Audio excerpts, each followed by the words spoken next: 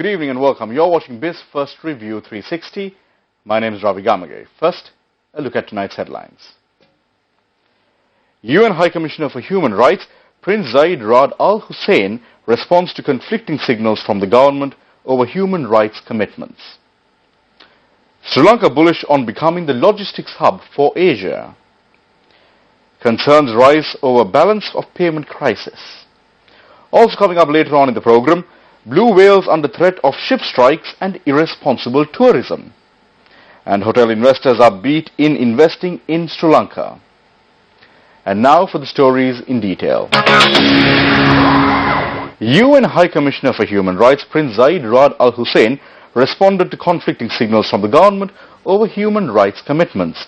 Here is a sneak peek into the exclusive interview with Biz in Focus.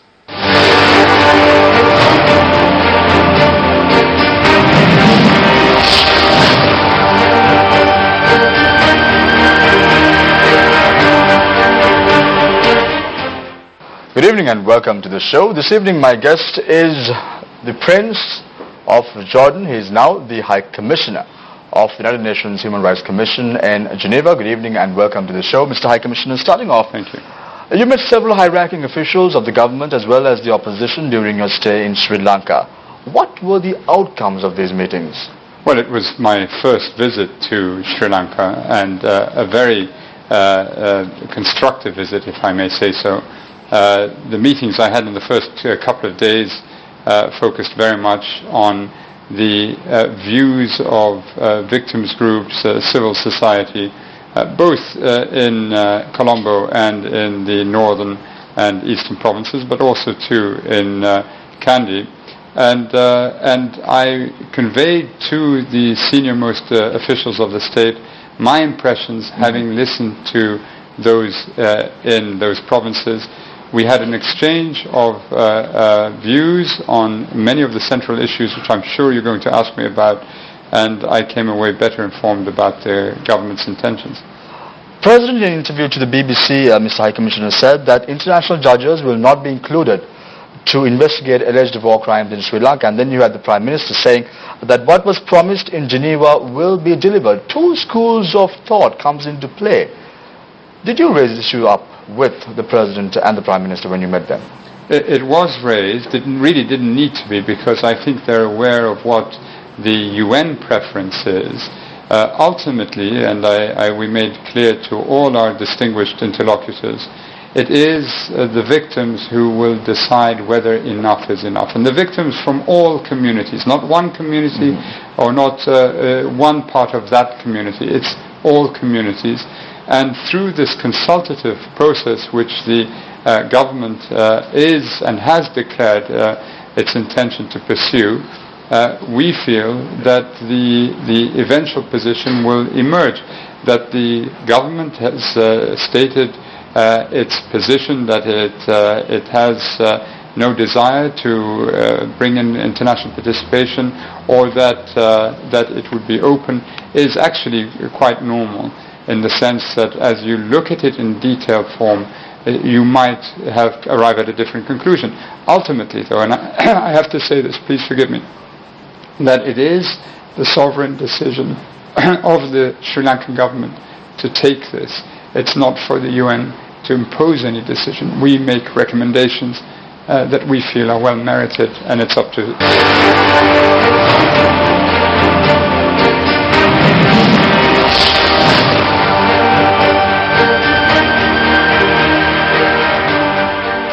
Join Biz in Focus this Sunday night at 9:30 p.m. on TV1 for the complete interview. Fueled by its young population and cheaper wages, Vietnam is emerging as Asia's next big manufacturing powerhouse.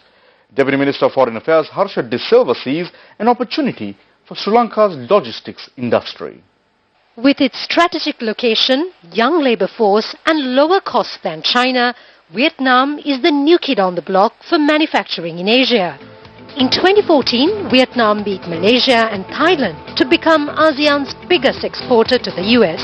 So what's happening is the global shop floor is slowly but surely migrating from China to Vietnam. Vietnam is going to benefit tremendously once it accedes to the Trans-Pacific Partnership. And investors world over are realizing that it is so much better for them to set up shop in Vietnam. And policies in Vietnam are complementary and are encouraging for greater foreign investment flows to Vietnam. Garments and electronics are some of the first manufacturing work to trickle out of China. Countries like Vietnam, Myanmar, Thailand and Indonesia were quick to lure some of the businesses away from China. Sri Lanka's Linia Aqua, a subsidiary of MA's Holdings, also opened a factory outside of Hanoi city. With 14 projects, Sri Lankan investment in Vietnam currently stand at $76.5 million. The Indian Ocean covers a vast area stretching from the coast of East Africa in the west to Malaysia and Australia in the east and South Africa in the south. The region is home to some of the fastest growing economies and hosts the world's most significant sea lanes of communication that play a vital role in the global economy. Experts say Sri Lanka is ideally positioned to play a major role in air and maritime logistical support for Factory Asia. It is being predicted that the Indian Ocean will be the most important ocean of the 21st century. 2/3 of the world's trade transverses the Indian Ocean. Almost 70% of the world's oil supply goes through the Indian Ocean. The Indian Ocean is also home to the great economic superpowers of the 21st century. The oil from the Middle East travels via the Indian Ocean, via Sri Lanka. Where does it travel to? The great economies: China, Japan, Korea, Indonesia. In return, their manufactured goods from these economies travel through the Indian Ocean via Sri Lanka. Actually, Sri Lanka lies at the very hub of all the Indian Ocean trade routes. With growing economies fueling trade and energy supplies across the Indian Ocean, the government too is looking at realigning its economic strategy to fully exploit the island's strategic location. Port of Singapore, the airport of Singapore is one of the topmost locations currently for logistics operations. Then it's Dubai. But between these two cities, Sri Lanka can certainly take advantage of what's happening in Vietnam. So we have invited some of the top Vietnamese policymakers to Sri Lanka. They will come maybe the next month or the month after that. We plan to take them around to show them the policy plus what we have in Hambantota, what we have in Colombo, what we have in Trincomalee. So we are looking at a game plan partnering with Vietnam for the next 25 years. The government is in talks with the International Monetary Fund in the wake of declining foreign reserves. But do we know enough about the plan? A team from the International Monetary Fund is likely to arrive in the island in late March or early April to negotiate a deal that could help address Sri Lanka's balance of payment crisis. IMF spokesperson Gary Rice told a press conference in Washington, D.C. The IMF said that Sri Lanka has expressed interest in a fund-supported program as one option to address the balance of payment-related pressures. IMF said they are currently assessing Sri Lanka's macroeconomic vulnerabilities, the nature and size of balance of payment needs and government policies to address those. Sri Lanka's budget deficit overshot a revised target of 6% to hit 7.2% of GDP in 2015. Earlier in the month, IMF warned that fiscal deficit could widen further in 2016. Public debt had risen over 74% of GDP by end 2015. Despite the narrowing of current account, capital outflows have intensified and overall balance of payments deteriorated. However, Prime Minister Ranil Wickremesinghe, responding to a question in Parliament, denied that there was a severe balance of payment crisis in the country. දැන් ලෝකේ හැම මුදලකම වාගේ වටිනාකම පහළ නගිනවා පහළ වැටෙනවා ඉඩාර නගිනවා අද තියෙන සාමාන්‍ය ගෝලීය ආර්ථිකයේ තත්ත්වෙ නිසා අපිට විතරක් බලපාන එකක් නෙමෙයි ඒත් මේ රටේ උග්‍ර ගෙවුම් විශේෂ ගැන ගෙවුම් ශේෂ ගැන අර්බුදයක් නැහැ මේ විදිහට ආර්ථිකය ගෙනියනවා නම් විශේෂයෙන්ම අපි අයවැයදි කිව්වේ ප්‍රකාශ කරපු අනුවත් එහෙම ප්‍රශ්නයක් ඇති වෙන්නේ නැහැ අපි දන්නේ ගෝලීය ආර්ථිකයේ විශේෂයෙන්ම ගෝලීය ආර්ථිකයේ කොයි පැත්තට යයිද කියලා. අන්න අවදානම් තත්වයක් ඇති වුණොත් ලංකාවට විතර නෙමෙයි රටවල් ගණනාවකට ඒකට බලපානවා. ඒ නිසා ඒකට මුහුණ දීම ගැන අපි IMF සංවිධානයක සාකච්ඡා කළා. මම පොරොන්දු වුණ පරිදි ඒ පිළිබඳ ඊළඟ සතිය නැත්තම් සති මේ මාසෙ තුලදී ප්‍රකාශයක් කරන්නම්. ඒ දැනට විශාල අර්බුදයක් නැහැ ඒ පිළිබඳ.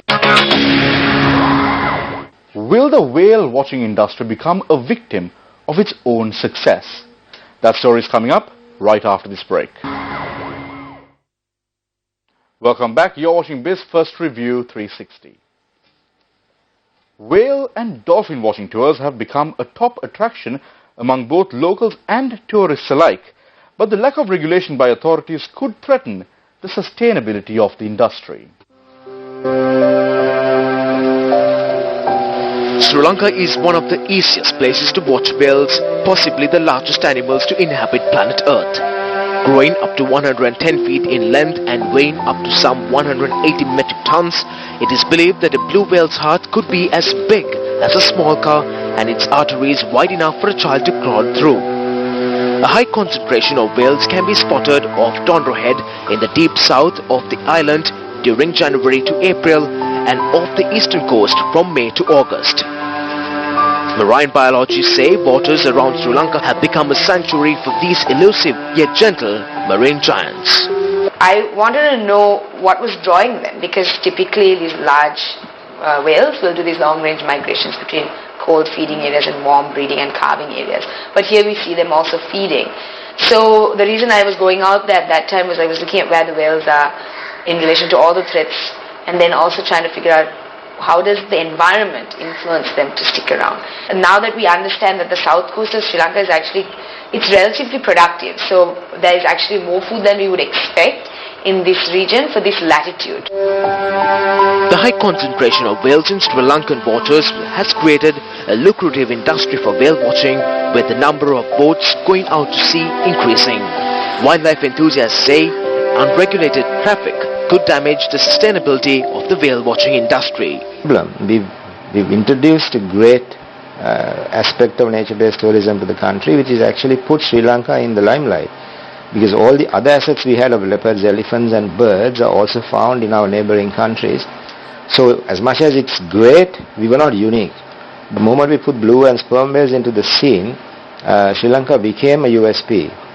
But I think we have a tendency of letting success in some of these things become a problem for that venture itself. Like in the last 5 years, it's amazing that it has now, Mirissa has transformed to be like the whale watching capital of Asia. How many boats in 2008? We had 1, 2, maximum 3. Today there is about almost 40 registered boats doing whale watching, but it's still an open ocean. If you have 15 to 20 boats at sea, and if the crews cooperate with each other, I don't see a problem. But you still have 1 or 2 cowboys who thinks that they need to have a faster engine and scream through the other boats and cut across and get a better angle for their guests, which has to be not only stopped but stamped out. Shipping vessels navigating across the Indian Ocean is also a threat. As we were working, we started getting more and more evidence of this problem of ship strike, which was a concern. My project, when I started in 2008, I was very interested in this conservation problem we were facing. South coast of Sri Lanka, it's not just the ships. There are all these other industries. There's fishing, there's whale watching, there's a lot of activity in the same areas that these whales are fairly dependent. So since then, we've collected data on how the ship traffic moves because it is the biggest threat, in fact, to whales all over the world, and being able to overlap some of our sightings that we have been collecting over the years, and we can see this distinct overlap between where the ships are and where the whales are, and that's really we have great evidence that it is a problem. We have photographs of ship-struck whales verified by all the experts around the world. Well, that's all the news we have for you tonight, but do join us again next Friday at the same time on TV1. I'm Ravi Gamage. Good night.